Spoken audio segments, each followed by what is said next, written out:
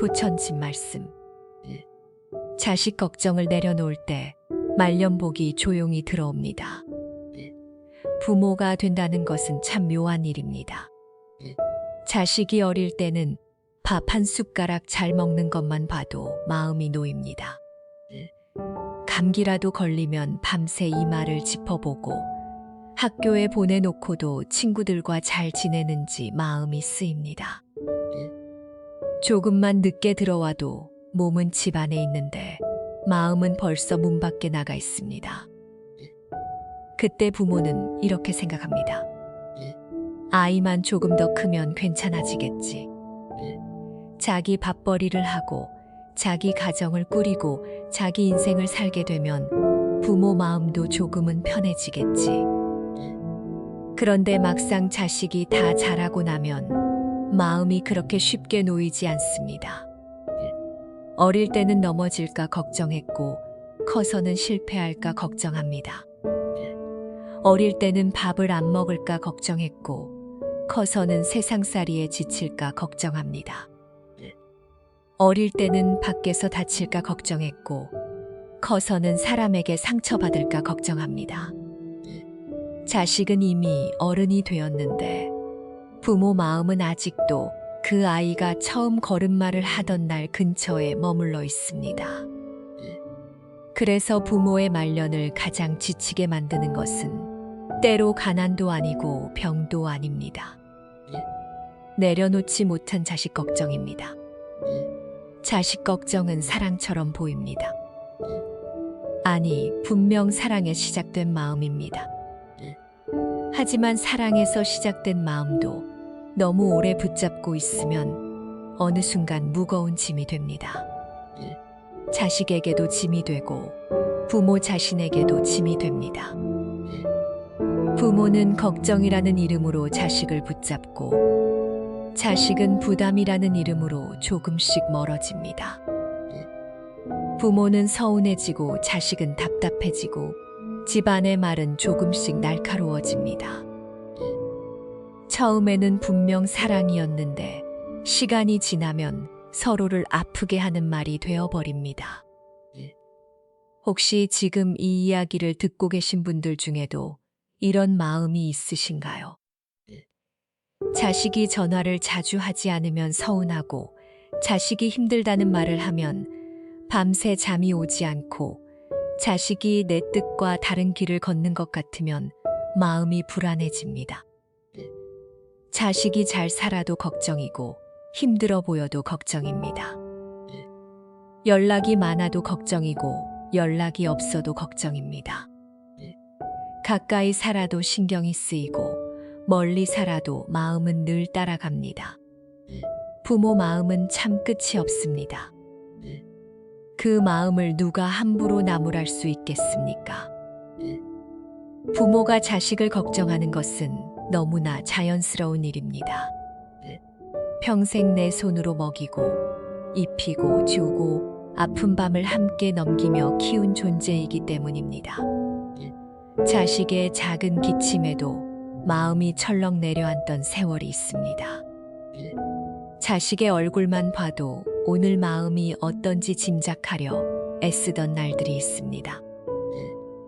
자식이 웃으면 나도 살 것 같고 자식이 울면 내 가슴이 먼저 무너지는 시간이 부모의 몸과 마음에 새겨져 있습니다.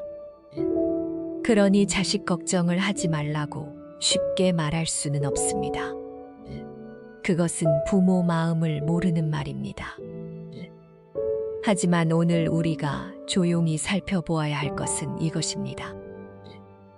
걱정이 사랑에서 시작되었다고 해서 그 걱정이 언제나 자식을 살리는 것은 아니라는 사실입니다. 때로는 너무 많은 걱정이 자식을 지치게 합니다. 때로는 부모의 불안이 자식에게 죄책감이 됩니다. 때로는 부모가 놓지 못한 마음이 자식의 삶을 더 무겁게 만듭니다. 그리고 무엇보다 그 걱정이 부모 자신의 말년을 갉아먹습니다. 밤이 되어도 마음이 쉬지 못합니다. 밥을 먹어도 맛을 제대로 느끼지 못합니다. 좋은 날에도 마음 한구석에는 늘 자식 생각이 걸려 있습니다. 자식은 이미 자기 삶을 살아가고 있는데 부모는 여전히 그 아이의 인생을 내 어깨 위에 올려놓고 살아갑니다. 그러면 부모의 남은 삶이 너무 무거워집니다. 자식은 자기 길을 가고 있는데 부모 마음은 자식의 삶 주변을 밤낮 없이 서성입니다. 그렇게 살다 보면 어느 순간 부모는 자신의 삶을 잃어버립니다. 오늘 내가 무엇을 먹고 싶은지, 내 몸은 어떤지, 내 마음은 어떤지, 내가 무엇을 좋아했는지조차 잊어버립니다. 모든 질문의 끝에 자식이 있고 모든 걱정의 시작에도 자식이 있습니다. 하지만 불교에서는 모든 인연에는 각자의 길이 있다고 말합니다. 자식도 하나의 인연입니다. 내 배 아파 낳았고 내 손으로 길렀고 내 마음을 다해 사랑했지만 그렇다고 해서 자식의 삶 전체가 부모의 것은 아닙니다. 자식에게도 자기 업이 있고 자기 선택이 있고 자기 배움이 있고 자기 고통이 있습니다. 부모가 대신 살아줄 수 없습니다. 부모가 대신 넘어질 수도 없고 대신 아플 수도 없고 대신 깨달을 수도 없습니다. 부모가 할 수 있는 것은 길을 밝혀주는 일입니다. 따뜻한 말로 등을 밀어주는 일입니다. 기도하는 마음으로 지켜봐주는 일입니다. 그러나 자식의 인생을 끝까지 움켜쥐고 흔드는 것은 사랑이 아니라 집착이 될 수 있습니다. 부모가 말년의 복을 받기 위해 가장 먼저 배워야 할 지혜가 있다면 그것은 자식을 덜 사랑하는 것이 아닙니다. 자식을 더 깊고 넓은 방식으로 사랑하는 법을 배우는 것입니다. 붙잡는 사랑에서 지켜보는 사랑으로 가는 것입니다. 걱정하는 사랑에서 믿어주는 사랑으로 가는 것입니다. 내 뜻대로 살아야 안심하는 사랑에서 자식이 자기 삶을 통해 배워 가도록 기도하는 사랑으로 가는 것입니다. 물론 이것이 쉽지 않다는 것을 압니다. 특히 평생 자식 하나 보고 살아온 부모에게는 더욱 어렵습니다. 자식 때문에 울고 웃고, 자식 때문에 참고 버티고, 자식 때문에 자신의 젊은 날을 뒤로 미뤄 온 분들에게는 자식을 내려놓는다는 말 자체가 서운하게 들릴 수 있습니다. 내가 어떻게 키웠는데 내려놓으라는 말인가? 내가 누구 때문에 여기까지 버텼는데 이제 와서 나와 상관없는 사람처럼 보라는 말인가? 그렇게 느껴질 수 있습니다. 하지만 내려놓는다는 것은 자식을 버리라는 뜻이 아닙니다. 무관심해지라는 뜻도 아닙니다. 자식이 힘들어도 모른 척하라는 뜻도 아닙니다.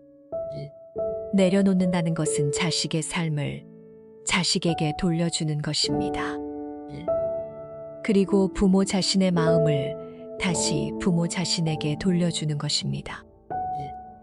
이제 조금 천천히 생각해 보겠습니다. 왜 자식 걱정은 부모의 말년을 이렇게 힘들게 만들까요? 첫 번째 이유는 걱정이 어느 순간 통제로 바뀌기 때문입니다. 처음에는 정말 걱정입니다. 밥은 먹었는지, 건강은 괜찮은지, 일은 잘 되는지, 배우자와 사이는 괜찮은지, 돈 문제는 없는지 묻고 싶은 마음입니다. 그런데 이 걱정이 쌓이면 어느 순간 부모의 말 속에 명령이 섞이기 시작합니다. 그렇게 하지 말고 이렇게 해라. 내가 살아보니 그 사람은 아닌 것 같다. 왜 내 말을 안 듣니? 너는 아직 세상을 모른. 부모는 경험에서 나온 말이라고 생각합니다. 자식이 고생하지 않기를 바라는 마음으로 하는 말이라고 생각합니다. 하지만 자식에게는 그 말이 자신의 삶을 인받지 못하는 말처럼 들릴 때가 많습니다. 자식도 이미 자기 나름의 고민과 판단이 있습니다. 부모 눈에는 부족해 보여도 자식은 자기 방식대로 버티고 있습니다. 그런데 부모가 걱정이라는 이름으로 계속 방향을 정해주려 하면 자식은 점점 마음을 닫습니다.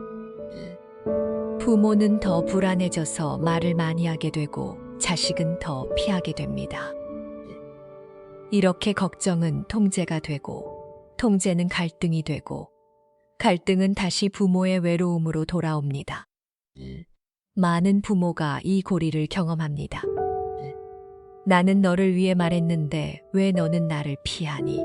나는 너 걱정돼서 그런 것인데 왜 너는 짜증을 내니? 나는 너 잘 되라고 말했는데 왜 내 마음을 몰라주니? 부모 입장에서는 너무 서운합니다. 하지만 자식 입장에서는 매번 부모와 통화할 때마다 평가받고 비교당하고 부족한 사람이 되는 느낌일 수 있습니다. 그러면 자식은 부모를 싫어해서가 아니라 자신의 마음을 지키기 위해 거리를 둡니다. 부모는 그 거리를 버림받음으로 느낍니다. 그래서 더 붙잡습니다. 이 반복이 부모와 자식을 모두 지치게 합니다. 두 번째 이유는 자식 걱정 속에 부모의 외로움이 숨어 있기 때문입니다. 겉으로는 자식이 걱정된다고 말하지만 그 안에는 이런 마음이 함께 있을 때가 많습니다. 나를 좀 알아줬으면 좋겠다. 내가 얼마나 애썼는지 기억해줬으면 좋겠다. 나를 필요로 해줬으면 좋겠다. 나를 잊지 않았으면 좋겠다. 자식이 연락을 안 하면 단순히 아이가 바쁜가 보다 하고 넘어가지 못합니다. 마음 깊은 곳에서 이런 생각이 올라옵니다. 이제 나는 필요 없는 사람이 되었나? 내가 평생 키웠는데 이제는 나를 귀찮아하나? 내가 늙으니 자식도 멀어지는구나. 이 마음은 참 아픕니다. 그리고 너무나 인간적인 마음입니다. 평생 가족 안에서 역할을 가지고 살아온 사람일수록 그 역할이 줄어드는 순간 큰 허전함을 느낍니다. 젊을 때는 내가 없으면 집이 안 돌아가는 것 같았습니다. 밥도 내가 챙기고 돈도 내가 아끼고 아이들 일도 내가 살피고 집안 대소사도 내가 감당했습니다. 그런데 어느 날 자식은 독립하고 배우자와의 대화도 줄고 집은 조용해집니다. 몸은 예전 같지 않고 세상은 너무 빨리 변합니다. 그때 부모는 자식 걱정을 통해 여전히 자신이 필요한 사람이라는 느낌을 붙잡으려 할 수 있습니다. 그러나 자식 걱정으로 내 존재 가치를 확인하려 하면 마음은 점점 불안해집니다. 자식이 연락하면 내가 필요한 사람 같고 연락하지 않으면 버림받은 사람 같습니다. 자식이 내 말을 들으면 내가 아직 부모로서 의미가 있는 것 같고 듣지 않으면 내 인생 전체가 부정당한 것 같습니다. 그러면 부모의 마음은 자식의 반응 하나에 너무 쉽게 흔들립니다.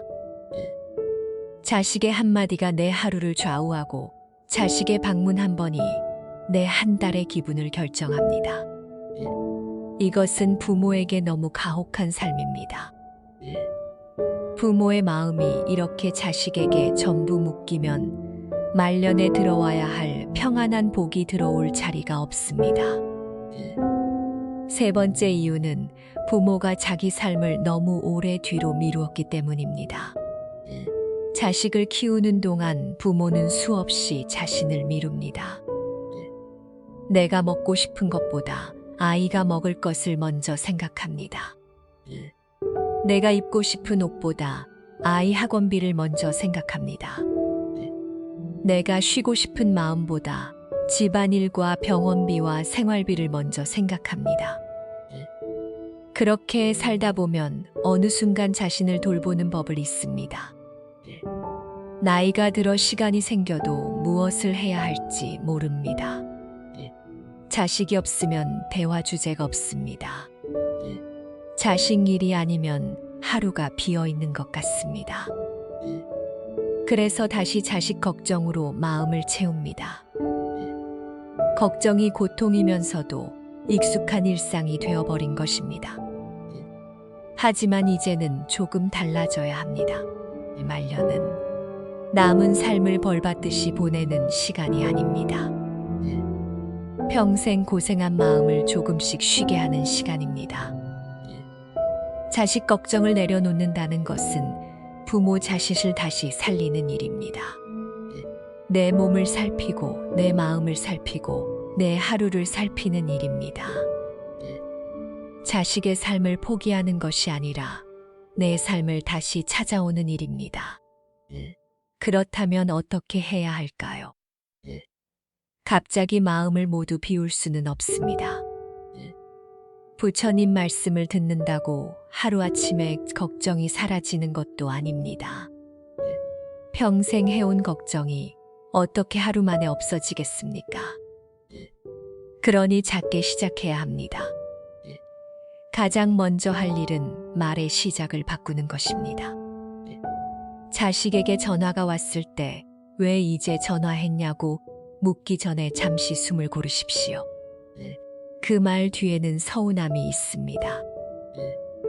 하지만 자식은 그 말을 듣는 순간 마음을 닫게 됩니다. 대신 이렇게 말해 보십시오. 바빴지? 목소리 들으니 좋다. 밥은 챙겨 먹고 있니? 처음에는 어색할 수 있습니다. 내가 이렇게 말하면 자식이 내 마음을 몰라주는 것 같을 수도 있습니다. 하지만 말의 문을 부드럽게 열면 대화가 조금 달라집니다. 부모의 서운함이 먼저 나가면 자식은 문을 닫습니다. 부모의 따뜻함이 먼저 나가면 자식은 조금 더 머뭅니다. 두 번째로 할 일은 질문의 양을 줄이는 것입니다.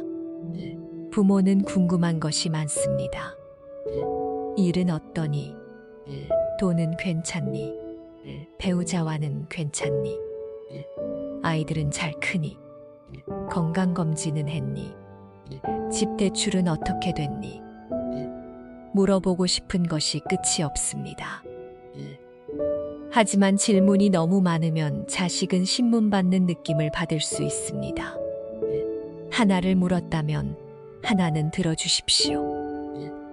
대답을 들었다면 곧바로 조언을 얹지 말고 잠시 받아주십시오.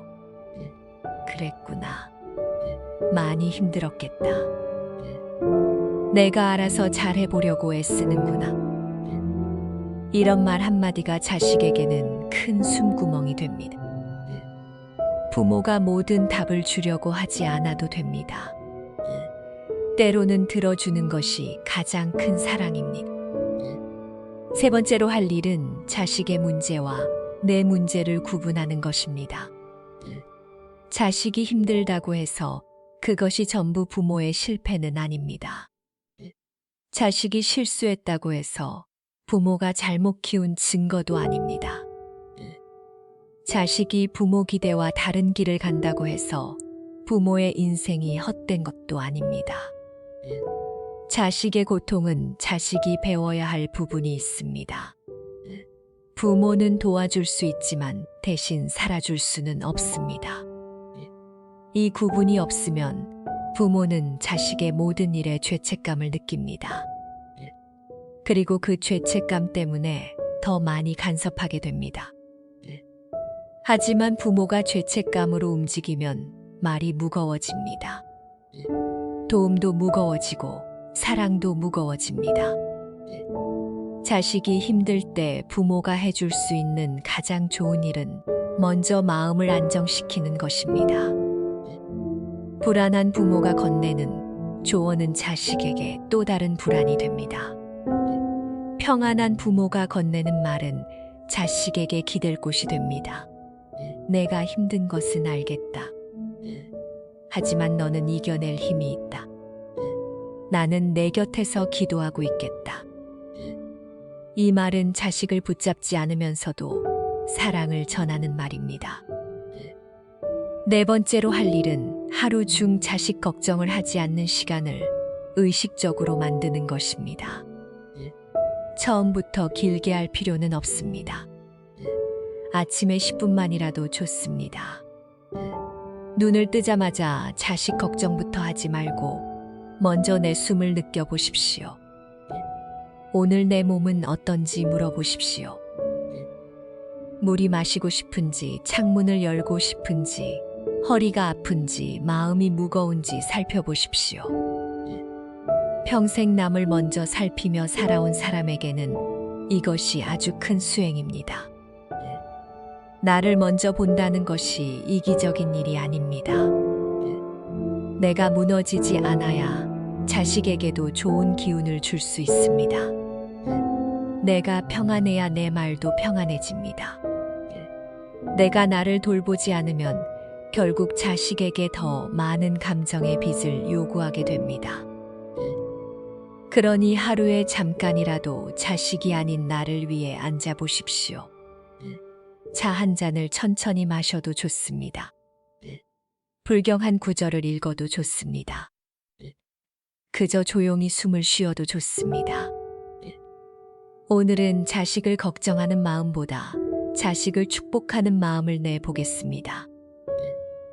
오늘은 내 마음이 너무 흔들리지 않게 해주십시오. 오늘은 내 말이 자식에게 짐이 되지 않게 해주십시오. 이렇게 마음속으로 말해 보십시오. 기도는 꼭 거창하지 않아도 됩니다. 자식을 움켜쥐는 마음을 조금 느슨하게 하는 것, 그것도 기도입니다. 이제 한 어머니의 이야기를 해보겠습니다. 64살의 한 어머니가 있었습니다. 그분에게는 아들이 하나 있었습니다.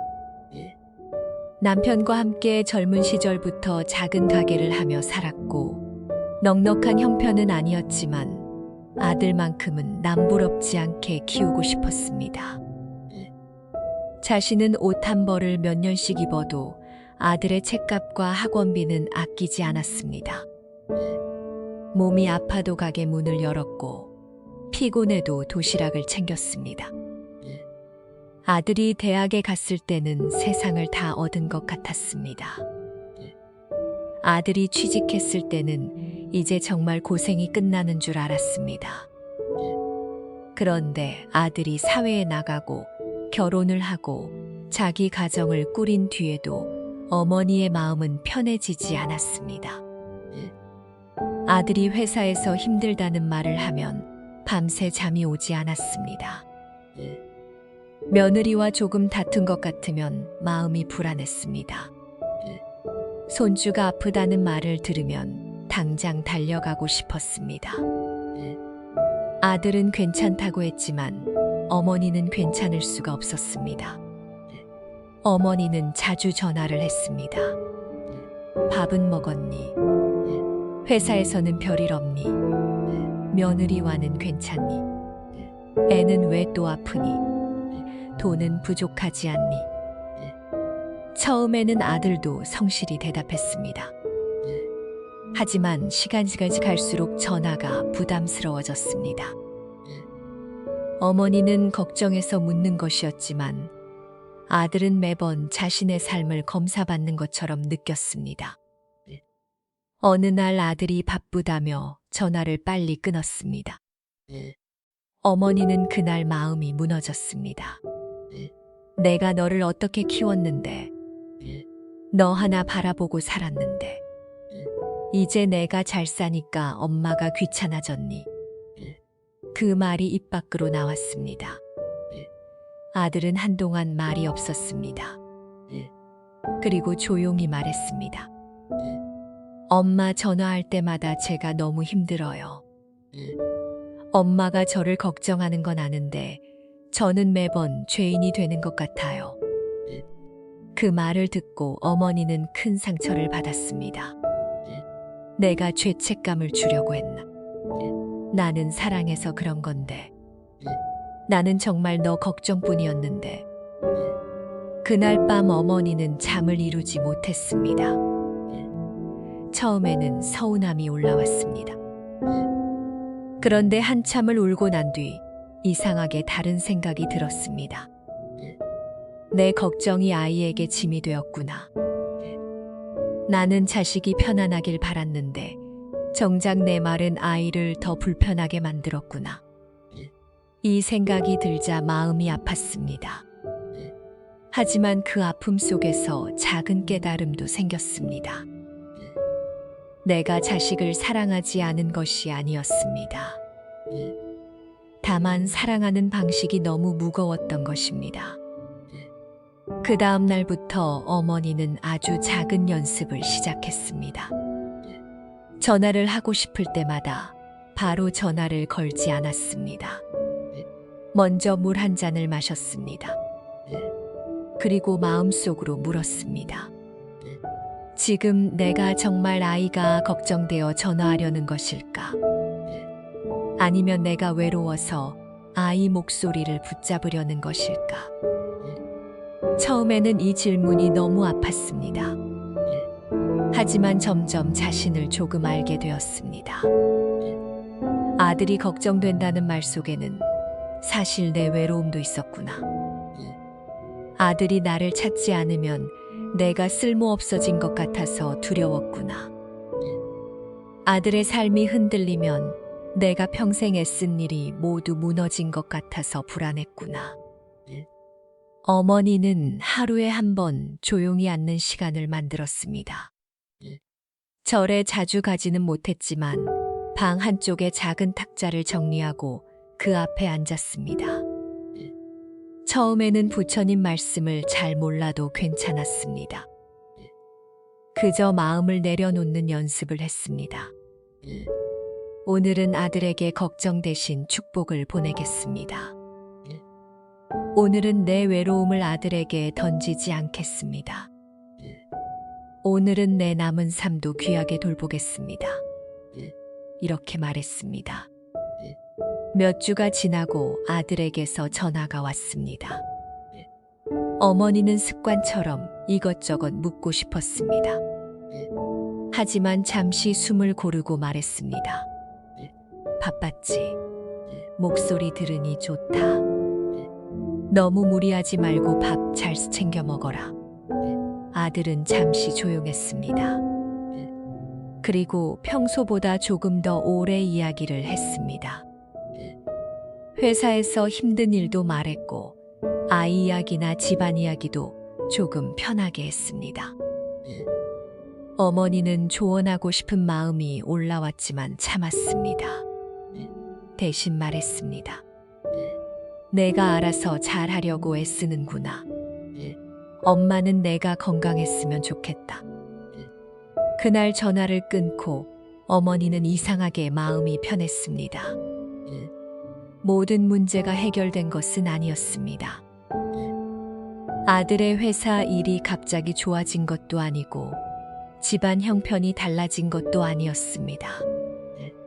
하지만 관계의 공기가 조금 달라졌습니다. 어머니가 자식을 덜 사랑하게 된 것이 아니었습니다. 오히려 더 깊은 방식으로 사랑하기 시작한 것입니다. 붙잡는 사랑에서 기도하는 사랑으로 옮겨간 것입니다. 이것이 말년에 들어오는 복의 시작입니다. 복은 큰 돈처럼 갑자기 손에 쥐어지는 것만이 아닙니다. 오래 막혀있던 관계가 조금 부드러워지는 것도 복입니다.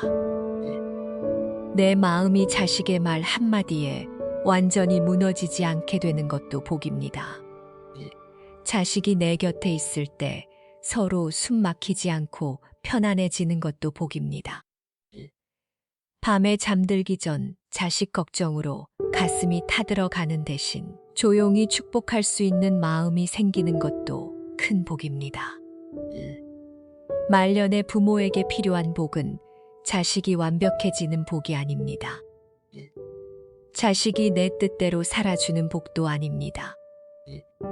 부모 마음이 자식 때문에 매일 무너지지 않는 복입니다. 자식을 사랑하되 그 사랑 안에서 자신을 잃지 않는 복입니다. 부모 자신의 남은 삶에도 빛이 들어오는 복입니다. 여기서 우리는 한 가지를 더 보아야 합니다.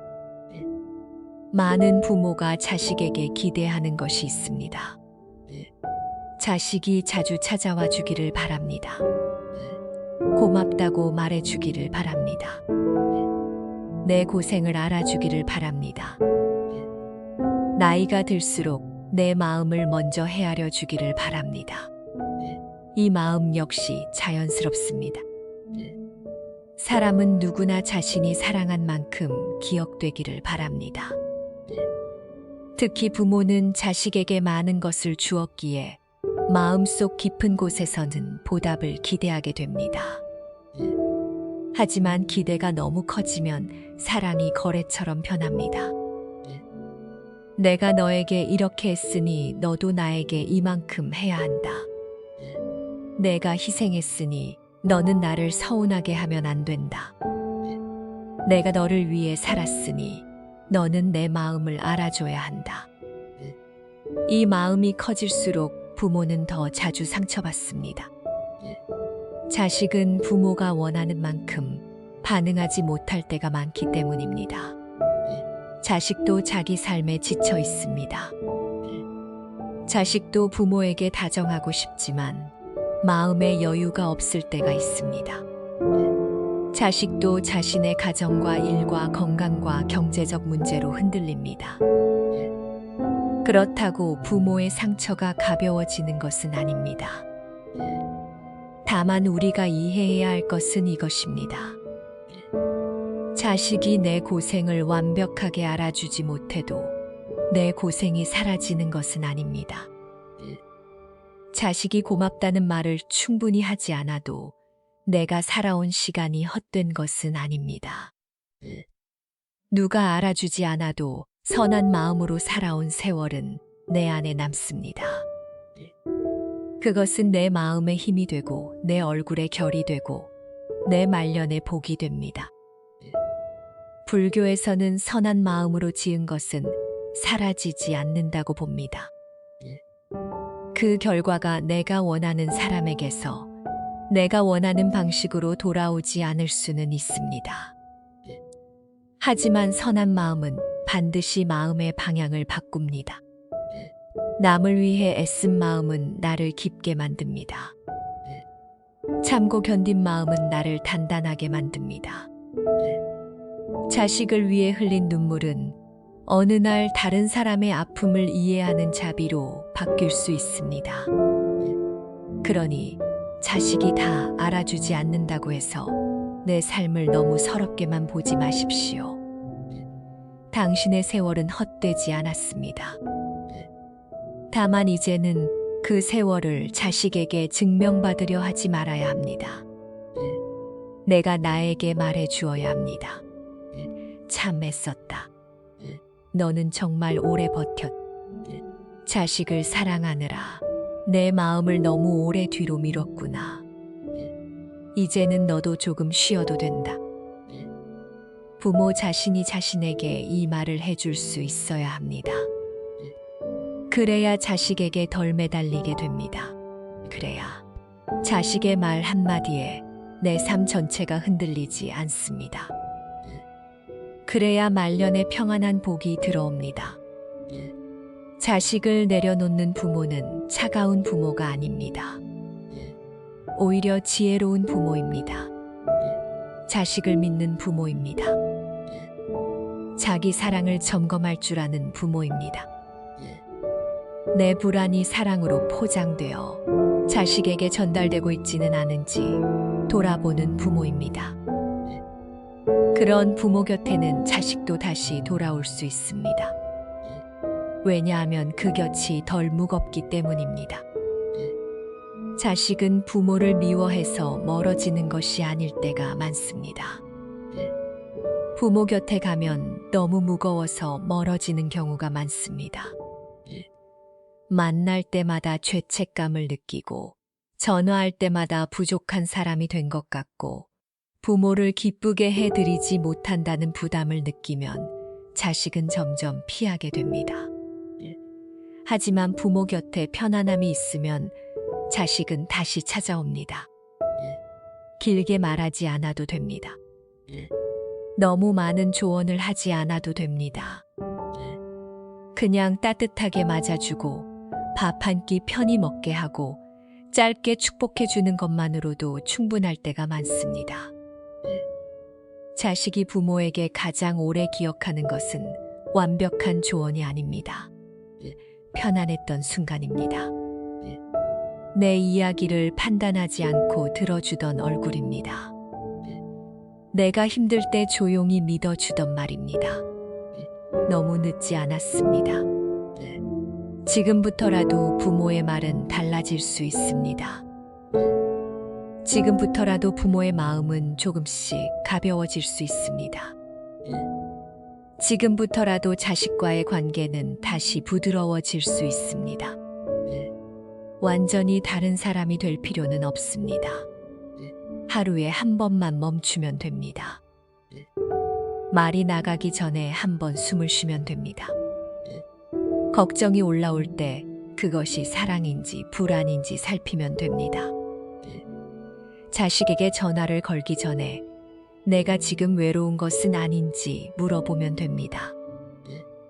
그리고 가능하다면 자식 걱정 대신 자식을 위한 축복을 마음속으로 보내보십시오. 걱정은 이렇게 말합니다. 너는 왜 아직도 그렇게 사니? 축복은 이렇게 말합니다. 너의 길이 평안하기를 바란다. 걱정은 자식을 내 마음 쪽으로 끌어당깁니다. 축복은 자식이 자기 길을 잘 걸어가도록 빛을 보냅니다.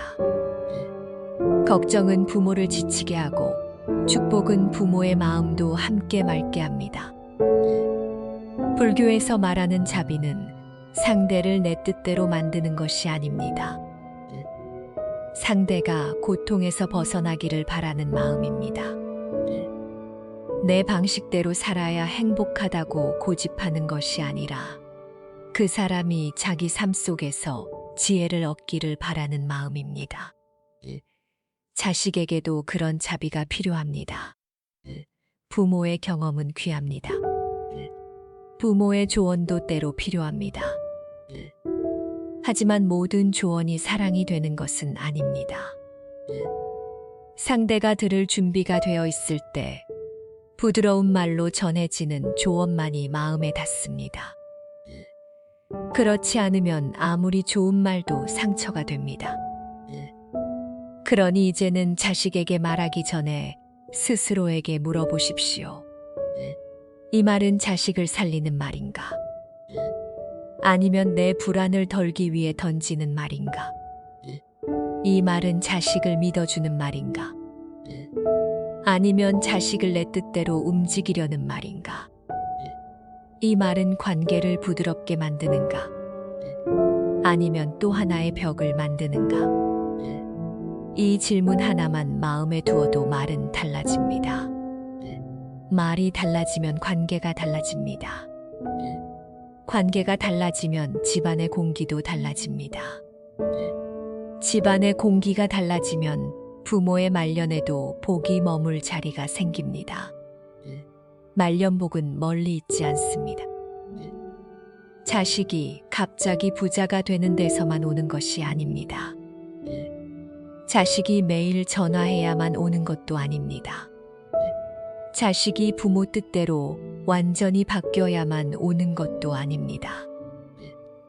말년복은 부모 마음이 조금 덜 흔들리는 데서 옵니다. 자식이 내 뜻대로 살지 않아도 내 마음의 중심을 잃지 않는 데서 옵니다. 자식에게 서운한 일이 있어도 그 서운함으로 하루 전체를 태우지 않는 데서 옵니다.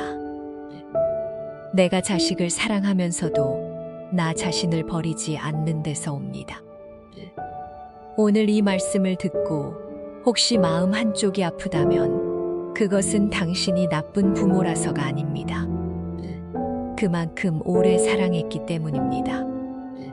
그만큼 오래 걱정했기 때문입니다. 그만큼 자식을 통해 삶의 의미를 붙잡고 살아왔기 때문입니다. 그러나 이제는 사랑의 모양을 조금 바꿀 때입니다.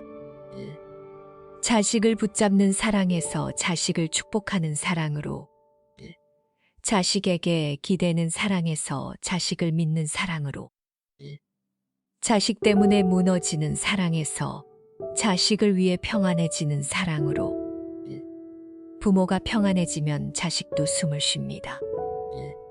부모가 자신의 삶을 다시 돌보면 자식도 부모를 다르게 봅니다. 부모가 서운함보다 축복을 더 많이 건네면 집안의 공기는 조금씩 따뜻해집니다.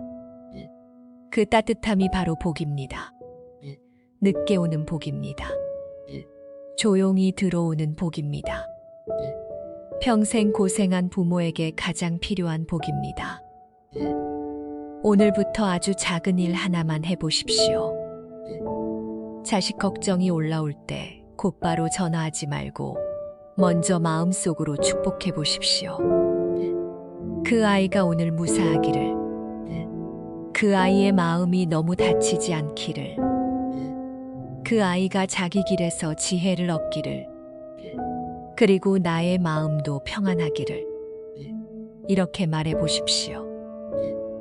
이것은 자식을 놓치는 일이 아닙니다. 오히려 더 맑은 사랑으로 자식을 품는 일입니다. 자식은 내 소유가 아닙니다. 그러나 자식은 내 귀한 인연입니다. 소유하려 하면 서로 고통스럽고, 인연으로 바라보면 서로에게 숨쉴 공간이 생깁니다. 부모의 사랑은 사라지지 않아도 됩니다. 다만 그 사랑에 붙은 불안과 집착을 조금씩 내려놓으면 됩니다. 그때 부모의 마음에 자리가 생깁니다. 그 자리에 평안이 들어옵니다. 그 평안이 집안으로 번집니다. 그리고 그 집안에 말년복이 조용히 들어옵니다. 당신은 자식을 덜 사랑해야 하는 것이 아닙니다. 더 지혜롭게 사랑하면 됩니다. 더 가볍게 사랑하면 됩니다. 더 평안하게 사랑하면 됩니다. 자식의 삶을 자식에게 돌려주고 내 남은 삶을 나에게 돌려주는 것. 그것이 오늘 우리가 배워야 할 내려놓음입니다. 당신의 사랑은 헛되지 않았습니다.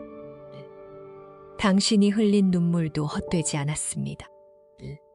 당신이 참고 버틴 세월도 헛되지 않았습니다.